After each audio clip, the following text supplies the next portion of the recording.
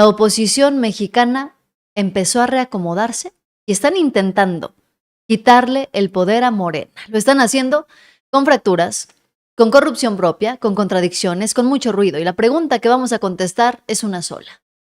¿Están haciendo una oposición real o solo estamos viendo a los mismos de siempre peleándose por las obras? Hay mucho de lo que tenemos que platicar y es que, a ver, están moviéndose demasiadas piezas al mismo tiempo y las tenemos que empezar a acomodar. Hay muchas cosas que pasan y antes de entrar de lleno, déjenme pasar a saludarlos rápidamente a todos los que vienen llegando. Gracias por estar aquí y ya saben que si es la primera vez que nos acompañan, pues bienvenidos. Aquí no repetimos lo que ya sabe todo el mundo, sino que vamos a conectar las piezas que otros canales están presentándote como noticias sueltas para que ustedes vean el tablero completo antes de que nadie y puedan sacar sus propias conclusiones. Entonces, si te gusta lo que vamos a ver a continuación, dale like, coméntame y suscríbete, porque este análisis lo vamos a seguir. Lo vamos a seguir hasta donde tope, conforme se mueva cada pieza. Y acuérdate que la mayoría de la gente que nos ve no está suscrita. Y si tú arrancas dejándome aquí tu like y tu suscripción, pues eso me sería de muchísima ayuda. Y vaya que en este momento tenemos muchas piezas que mover y muchas piezas que manejar justo por cómo se está moviendo la conversación. Fíjense bien, vamos a arrancar por partes. Primero, ¿qué es lo que tenemos sobre la mesa? Rubén Rocha Moya regresó a la gubernatura de Sinaloa. Pasaron 33 horas y volvió a pedir licencia, pero esta vez fue una licencia indefinida. Claudia Sheinbaum fue muy clara. Salió a decir que había sido muy imprudente y que ella no tenía ningún conocimiento previo de esa decisión. Así tal cual. Claudia Sheinbaum le dijo imprudente a Rubén Rocha Moya y destacó que no tiene la más mínima intención siquiera de hablar o de comunicarse con él. La decisión que toma el gobernador con licencia pues es una decisión personal, entonces por eso me pareció imprudente. Pero en particular hoy, con un asedio externo importante de intentos de injerencia, pues lo que hay que hacer es mantener los principios, no olvidar por qué estamos aquí. Todos los que hacemos política aquí, particularmente los que pertenecemos a nuestro movimiento, hay que ser muy responsables. La decisión que toma el gobernador con licencia pues es una decisión personal, entonces por eso me pareció imprudente. Es una decisión personal y me pareció imprudente, es lo que dice la presidenta Claudia Sheinbaum. El Congreso de Sinaloa aprobó la nueva licencia de Rubén Rocha Moya por unanimidad. Y ahí quedó la pregunta que todavía nadie contesta. Porque si ya la aprobaron, entonces todos necesitamos saber quién va a gobernar Sinaloa. ¿Quién se va a quedar a cargo mientras esto se resuelve? La presidenta Claudia Sheinbaum ya descartó por completo la desaparición de poderes, porque sí, resulta que quienes ya estaban listos y enfilados para poder agarrar ventaja dentro de todo esto, pues era ni más ni menos que Acción Nacional. Acción Nacional que se acaba de enfrentar a un golpe de realidad durísimo que ahorita vamos a platicar justamente. Y entonces estaban ya enfilados para ponerse al frente del gobierno de Sinaloa sin haber ganado la elección. Están a punto de perder varios registros, pero ellos ya querían dirigir las riendas del estado de Sinaloa para demostrar que ellos sí pueden, cuando en realidad ya gobernaron 12 años y no les funcionó muy bien. Bueno, la presidenta Claudia Sheinbaum respondió inmediatamente a las intentonas de Acción Nacional, que quieren y que están buscando deliberadamente no solamente la desaparición de poderes, sino que están buscando y están pidiendo que Rubén Rocha Moya sea detenido lo antes posible y que lo manden a los Estados Unidos. Nosotros exigimos dos cosas. Primero, Rocha tiene que enfrentar la justicia. Rocha debe ser detenido y debe ser extraditado. Y segundo, y esto es muy importante, tiene que haber consecuencias en el Estado. Lo que nosotros planteamos es muy concreto: desaparición de poderes en el Estado de Sinaloa. Ya está presentada la solicitud, porque recuerden ustedes que no solamente está viciada por la intervención del narco la elección de Rocha Moya, también está viciada la elección del Congreso y del propio Poder Judicial. Por eso insisto. Desaparición de poderes en Sinaloa y la extradición inmediata de Rubén Rocha Moya. Qué curioso además que quien lo diga pues sea Ricardo Anaya, ¿no? Al final del día, la presidenta Claudia Sheinbaum ya habló sobre la posibilidad de que se haga una desaparición de poderes como lo solicita Acción Nacional y parece que se van a tener que quedar esperando. Es decir, que constitucionalmente los estados tienen autonomía en este sentido, a menos que hubiera una situación de desaparición de poderes o algo así, que no es el caso, evidente. Que está funcionando el Congreso, está funcionando el Poder Judicial. Creo que desde 1800 no sé cuánto no hay una situación de desaparición de poderes, entonces no es el caso. Es decir, que no es el caso, dice Claudia Sheinbaum. Ella pidió que a Sinaloa pues tiene que llegar alguien que tenga capacidad, que tenga honestidad, profesionalismo y compromiso con Sinaloa. Y aquí quiero que se queden con una idea. Esa silla vacía no es solamente un problema administrativo, ¿eh? Estamos hablando de una pieza de ajedrez. ¿Por qué?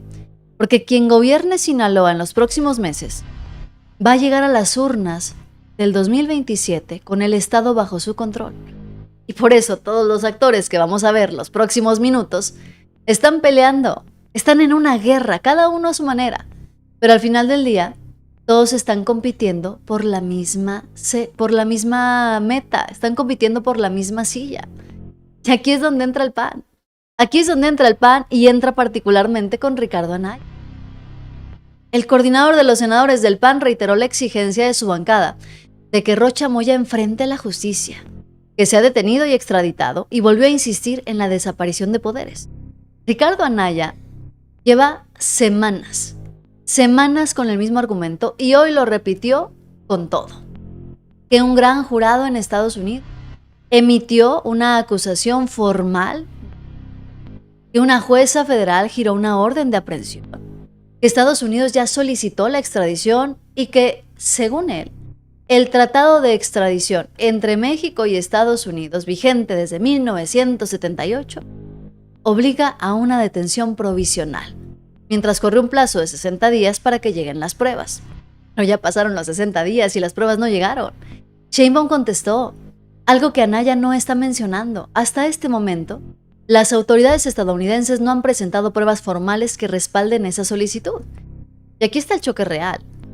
Más allá de Rubén Rocha Moya, el PAN quiere que México entregue a un gobernador mexicano a otro país, sin que ese país haya mostrado una sola prueba todavía. Ricardo Anaya dice que si el gobierno federal insiste en proteger a Rocha Moya, se convierte en automático en cómplice del narcogobernador. ¿Cómplice automático sin pruebas? Guarden bien lo que dice Ricardo Anaya, porque en unos minutos este mismo personaje va a tener que explicarnos por qué a otros funcionarios de su propio partido, con contratos comprobados, con montos exactos, con expedientes de años, jamás les han exigido lo mismo. Y de aquí es donde la historia se pone todavía más fuerte y se pone todavía más interesante. ¿Por qué? Pues porque mientras el PAN presiona por Sinaloa, Alejandro Moreno lleva semanas construyendo su propia guerra. Y esa guerra ya no es solamente en México. El 20 de agosto, Alito presentó una denuncia ante el Departamento de Estado de Estados Unidos acusando censura y persecución política, así abiertamente. Hoy en la mañanera Claudia Sheinbaum le respondió sin filtro, después de que el dirigente nacional del PRI publicara todo un video institucional pidiendo la entrega también inmediata de Rubén Rocha Moya a los Estados Unidos por los presuntos vínculos criminales. Mexicanas y mexicanos, lo que estamos viendo con Rubén Rocha Moya es un verdadero escándalo mundial. Regresar a la gubernatura para huir de nuevo al día siguiente confirma lo que en el PRI hemos venido señalando, que estamos ante un cínico e inmoral narcopolítico que está acorralado y que está buscando desesperadamente cómo burlar a la justicia y salir impune. Pareciera ser que Alejandro Moreno se mordió un poquito la lengua, no me queda claro si él estaba hablando de Rubén Rocha Moya o si estaba hablando del mismo Alejandro Moreno. Claudia Sheinbaum cuestionó que Alejandro tenga contrato con una consultora estadounidense para una asesoría política y narrativa. Además, le está pidiendo Claudia Sheinbaum al INE revisar la legalidad de todo eso. Que son subsidiados por los impuestos de las y los mexicanos para entregárselos a estas consultoras estadounidenses que le dicen a Alejandro Moreno Cárdenas cómo posar, cómo hablar, cómo hacer speech político y sobre todo narrativa, de la cual ha nacido y empata lo de narcopolítico, Presidenta. Bueno, primero el Instituto Nacional Electoral tendría que revisar si esto es legal o no. El área de revisión de financiamiento. No sé cómo esté la ley, si es factible hacer estas contrataciones. Yo creo que lo que está de fondo, y lo venimos discutiendo, platicando, debatiendo, es esta visión de dirigentes de partidos políticos mexicanos, que habría que decir partidos políticos y quitarle los mexicanos. Y es que Claudia Sheinbaum fue todavía más dura con su crítica. La presidenta de México abiertamente llamó a Alejandro Moreno traidor. Así tal cual. Le dijo Claudia Sheinbaum a Alejandro Moreno que era un entreguista, que era un traidor. Y sí, pidió que el Instituto Nacional Electoral revisara las cuentas. Que revisara las cuentas de Alejandro Moreno porque no dan. ¿De dónde está sacando el dinero y de dónde está sacando los recursos? ¿Es una campaña anticipada o qué es lo que significa realmente? Claudia Sheinbaum fue durísima en su crítica. Ya elevó el tono en contra de Alejandro Moreno y lo tundió de manera muy dura, Yo creo que lo que está de fondo, y lo venimos discutiendo, platicando, debatiendo, es esta visión de dirigentes de partidos políticos mexicanos, que habría que decir partidos políticos y quitarle los mexicanos, porque están entregados al extranjero, entregados. No se puede explicar de otra manera. O sea, quiten el nombre de este personaje. El presidente de un partido político de un país se la pasa más tiempo en otro país hablando mal del gobierno mexicano y de México que en México. Da más entrevistas en otro país que en México. Contrata consultores de otro país que consultores, académicos, especialistas en México. ¿Qué es? Entreguista, traidor. No puedo llamarle de otra manera, no se le puede llamar de otra manera. No se le puede llamar de otra manera. Así Claudia Sheinbaum fue muy directa, Y Morena, por su parte, ya lo había calificado a Alejandro Moreno como traidor a la patria hace cuando menos 2 semanas, cuando señaló que Alejandro Moreno tampoco está contando completo, que detrás de su denuncia en Washington está de fondo la investigación por sus actos de corrupción cuando fue gobernador de Campeche, porque no podemos cerrar los ojos. Y aquí viene un dato bien importante.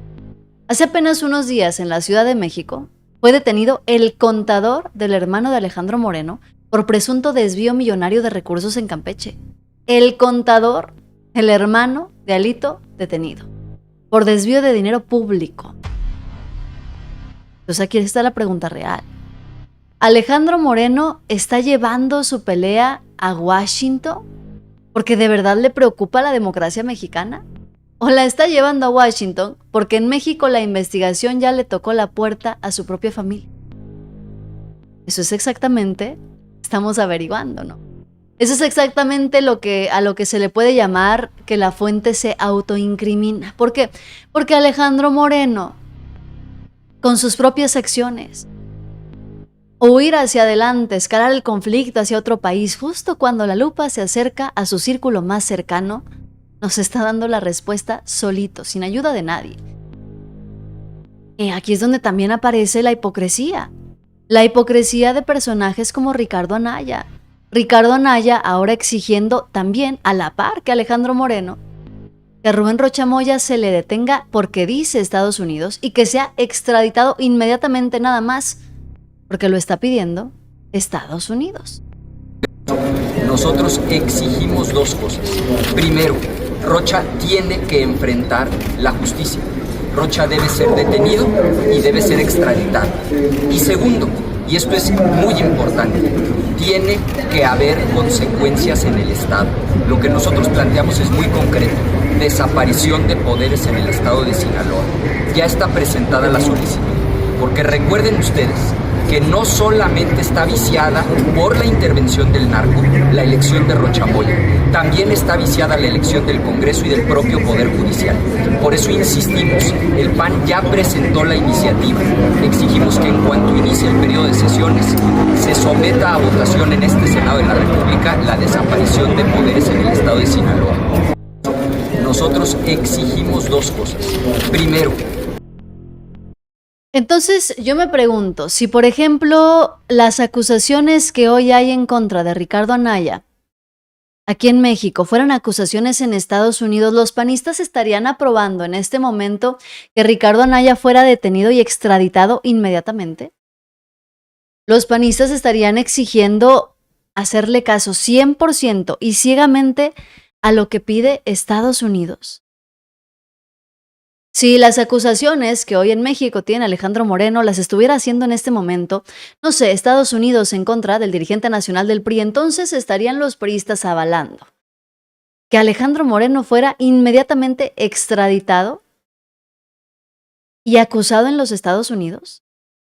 Los priistas y los panistas estarían de acuerdo, y lo pregunto de manera directa, que estos dos personajes fueran detenidos por el gobierno mexicano y enviados inmediatamente a Estados Unidos, aunque en Estados Unidos las pruebas, o en México las pruebas no sean las suficientes, según las leyes mexicanas. Porque es lo que parece. Saludos hasta Mexicali, muchísimas gracias. Dices, a la cárcel Alito Vendepatrias, la presidenta lo peinó muy bien. La cabeza de Alito, vandalito por la de Rocha Moya, dicen por acá. Pues es que mira, los dos están ahí en el ojo del huracán, ¿eh? Los dos están en el ojo del huracán y a mí me parece que de plano pues no hay ni a quién irle, ¿no? En este momento la tensión está a todo lo que da. Y vaya que hay razones para que lo esté. ¿Por qué? Porque tenemos muchas cosas sobre la mesa. Esa es la realidad. Ahora, que no se nos olvide, la oposición mexicana está intentando descubrir cómo diablos va a competir contra Morena en 2027.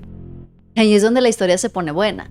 Porque tenemos a un PAN que se quiere presentar como una alternativa, a un PRI que necesita desesperadamente recuperar terreno, un Alito que quiere llevar su pleito hasta Washington, las dirigencias panistas hablando de unidad mientras están peleando entre ellas, gobiernos panistas que presumen honestidad, mientras aparecen contratos millonarios que necesitan muchas explicaciones. Y les digo, detrás de todo esto, un magnate.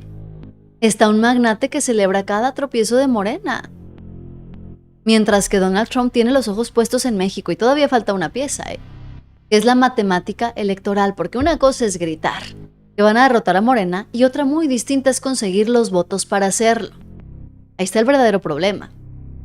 Porque hoy podemos ver perfectamente cómo se está construyendo o destruyendo la oposición rumbo al 2027. Y les voy a decir algo desde ahorita, Esto no es sobre Rubén Rocha Moya.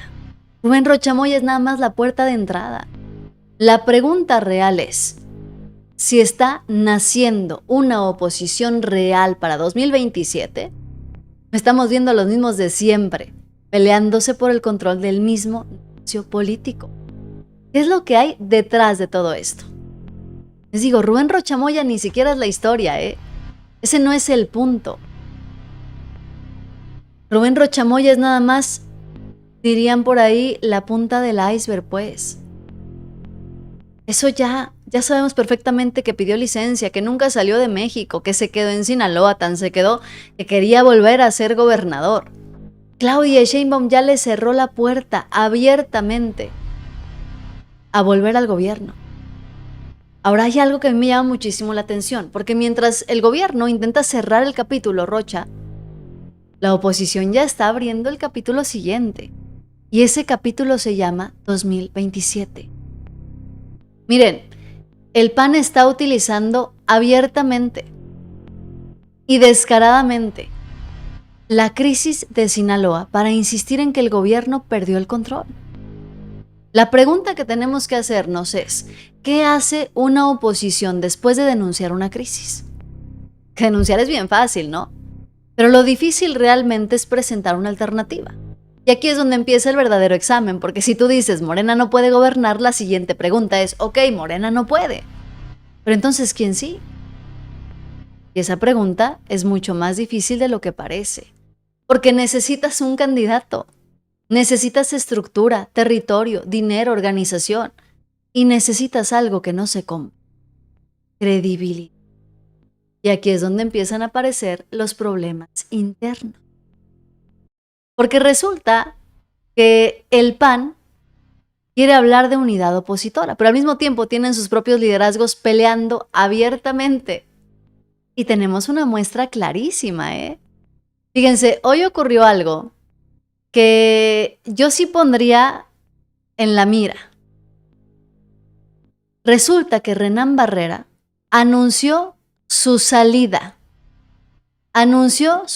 del Comité Ejecutivo Nacional del PAN. Y no salió diciendo muchísimas gracias por todo, estoy muy contento, me retiro. No.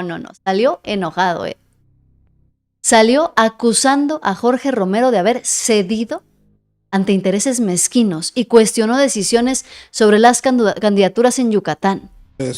Hablo también de repartición de candidaturas, ¿no? Entonces yo quisiera pedirle su opinión sobre esta controversia que surgió en las redes sociales y si usted haría algún llamado a los liderazgos panistas, ¿no?, de cara al proceso electoral que se avecina. Gracias. Gracias, Herbert. No tengo ninguna opinión al respecto. Yo estoy dedicada a trabajar para y por los meridanos. Ese es mi compromiso y ha sido desde el primer día de mi administración. Renán Barrera dijo que en los próximos meses vamos a ver el discurso de candidatos ciudadanos a ciudadanas, que es un eslogan. Dice, en Yucatán los candidatos a diputados locales y federales serán de Vila y La Chula. Solo esperen. Si no es así, yo mismo pediré perdón por equivocarme. Ánimo, patria y familia. Y está muy enojado, Hay tensión en Acción Nacional. El exalcalde de Mérida anunció que renunciará al CEN de Morena tras manifestar un abierto desacuerdo con la gestión de Jorge Romero. Siempre hay desacuerdos.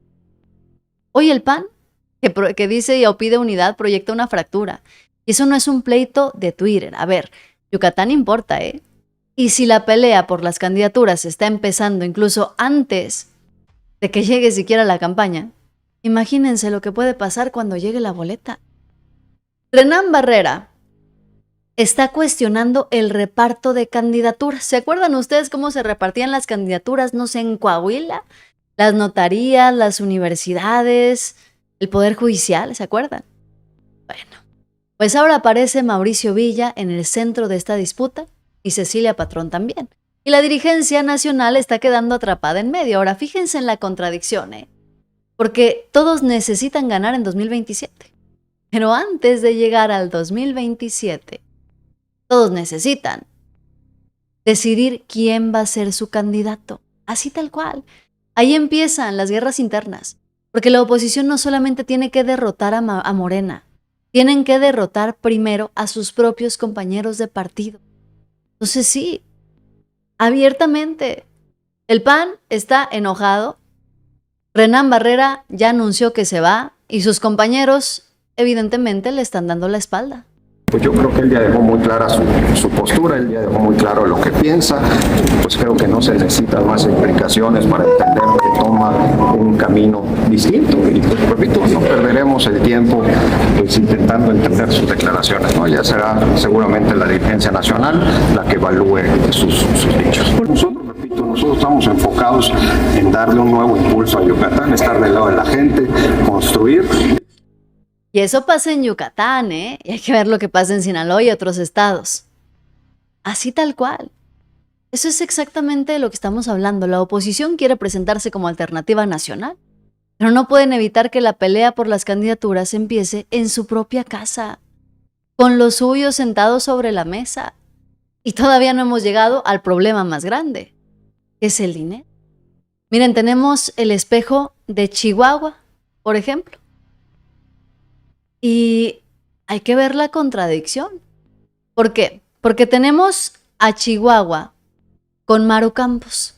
El PAN ha construido en Chihuahua una imagen de gobierno fuerte, de seguridad, de orden, pero resulta que hay reportes sobre contratos otorgados a empresas relacionadas al círculo familiar de María Eugenia Campos. Así tal cual. Contratos otorgados a empresas relacionadas con el círculo de la gobernadora. Y esto es un escándalo que se ha mantenido en silencio. ¿Es casualidad? ¿O qué significa en realidad todo esto? Porque hay mucho que desmenuzar detrás de lo que pasa en Chihuahua, en Yucatán y en muchos otros países. La autoridad tendrá que determinar si esto es corrupción, ¿eh? Lo que sí podemos decir es que hay contratos, hay montos y hay relaciones empresariales que requieren una explicación pública. Y los montos no son pequeños. Estamos hablando de decenas de millones de pesos, contratos vinculados a empresas del círculo familiar de la gobernadora. Y también aparece una empresa en la que la propia Maru Campos declaró tener una participación accionaria mayoritaria. Eso no es una opinión, ¿eh? Eso es algo que se puede revisar en documentos. Y entonces aparece el problema político. Porque si el PAN quiere convertir la corrupción de gobiernos de Morena en el centro de su campaña, pues tendrían que estar dispuestos entonces a explicar cada contrato de sus propios gobiernos. No pueden exigir una regla para Morena y otra regla para el PAN, porque el ciudadano no vota simplemente por quien acusa mejor, sino que vota quien parece, pues cuando menos más creíble, ¿no? Y aquí aparece una pregunta muy incómoda. ¿Qué pasa cuando la oposición llega a 2027 cargando expedientes que pueden ser utilizados por Morena en su contra? Ahí está el verdadero peligro, porque no necesitas que Morena invente una acusación. Nada más se toma un expediente real, se pone en pantalla y se pregunta, ¿y esto qué? Y si la respuesta del PAN es decir, esto es diferente porque somos nosotros y nosotros somos todos perseguidos políticos, pues ya perdieron la discusión. Se quedaron abajo dentro de la discusión. Ahora, fíjense bien, el escenario político para Acción Nacional se pone peor. ¿Por qué? Porque nos vamos de Sinaloa a Mérida, de Mérida nos vamos a Chihuahua y de Chihuahua nos vamos, ¿saben a dónde? De Chihuahua nos vamos a Coahuila. Y aquí ya no estamos hablando de discursos, estamos hablando de números. El PAN acaba de perder su registro. Se quedó sin nada para seguir avanzando en el estado de Coahuila. Es el primer estado que pierde por completo la presencia de Acción Nacional. El PAN se quedó sin registro estatal en Coahuila tras los malos resultados de la pasada elección de diputaciones locales. Durante las elecciones del pasado 7 de junio, Acción Nacional obtuvo apenas 27.819 votos, equivalentes al 2.29%, por debajo del mínimo requerido para conservar su registro. Además, el partido se quedó sin representación en el Congreso estatal. Ante este escenario, el Comité Ejecutivo Nacional informó la disolución del Comité Directivo Estatal y de la Comisión Permanente Estatal. La dirigencia tenía 48 horas para presentar alegatos, pero hasta ahora no ha emitido un pronunciamiento sobre la situación. Ahora, el CEN perfila designar una comisión directiva provisional que tendría hasta 3 años para intentar reconstruir al partido en Coahuila. El PAN se quedó. Si algo podemos reconocer en Coahuila, pues es que finalmente le dieron fin a Acción Nacional. Es un golpe enorme, ¿eh?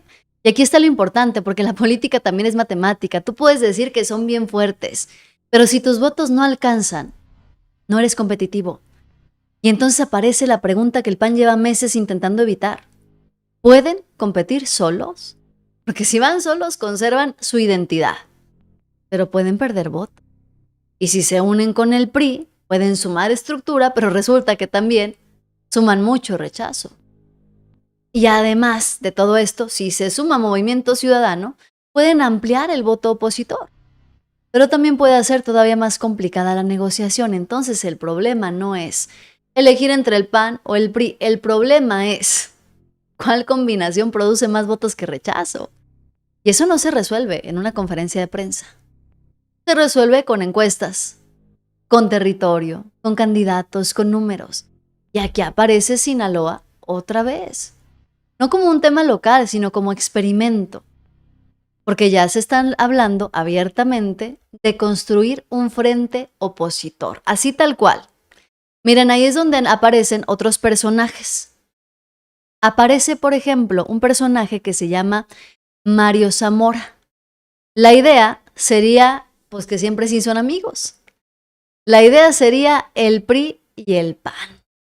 Incluso explorar qué alianzas pudieran hacer con Movimiento Ciudadano. Y aquí viene lo interesante, ¿por qué? Pues porque resulta que una alianza puede sumar los votos de dos partidos, pero no necesariamente sumará a sus simpatizantes. Y esto nos lleva al siguiente problema. ¿Y si la oposición se une y sus votantes no? Y aquí sí hay que detenernos tantito, porque esta es la parte que muchas veces no se explica. Los dirigentes se pueden sentar en una sola mesa si quieren. Pueden tomarse una fotografía, pueden firmar un convenio. Pueden salir y decir vamos todos juntos, pero el ciudadano puede contestarles que no. Eso es exactamente lo que vuelve complicada cualquier intento de alianza entre el PRI y el PAN. ¿Por qué? Porque hay panistas que no quieren al PRI, hay priistas que no quieren al PAN y hay ciudadanos que dejaron de confiar en los dos. Entonces, ¿qué pasa? La dirigencia dice tenemos que sumar, pero la militancia dice yo no quiero cargar con ese partido y mientras tanto Claudia Sheinbaum ya mandó una nueva indicación. El pueblo no está para alimentar ambiciones personales, está para exigir que se defienda su dignidad, su futuro y su esperanza. Por encima de cualquier nombre, de cualquier grupo y de cualquier interés particular, están el pueblo y la nación. Este es mi pensamiento.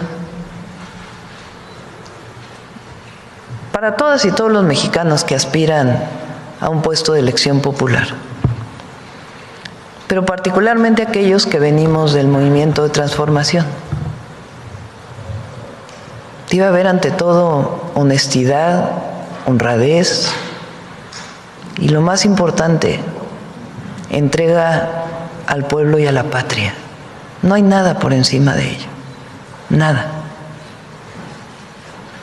Entonces ahora que el Congreso Estatal va a definir al próximo gobernador o al gobernador interino, gobernadora interina, pues tiene que tomar esto en cuenta. Ese es mi... Honestidad, honradez y entrega del pueblo. La pregunta es, si el PAN puede ofrecerles algo similar, si el PRI puede ofrecerle a la gente algo similar, porque parece que con sus dirigentes no lo puede entregar y es la militancia de los partidos quienes lo están dando a conocer.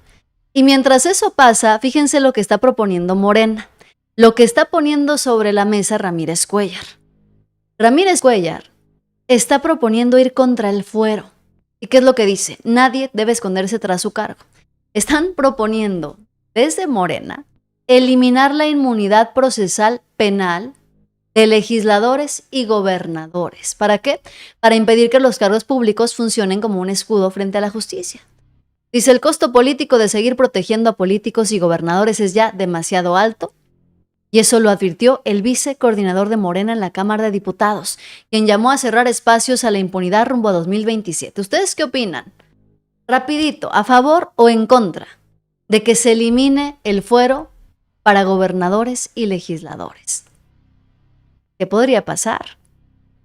Porque la oposición está desesperada y mientras Lili Telles y Alejandro Moreno y Salinas Pliego dan entrevistas a medios extranjeros para hablar mal de México, pues ¿dónde anda, por ejemplo, Omar García Harfuch? Presumiendo, también en medios extranjeros, cómo en menos de 2 años se redujo más del 50% los homicidios en México.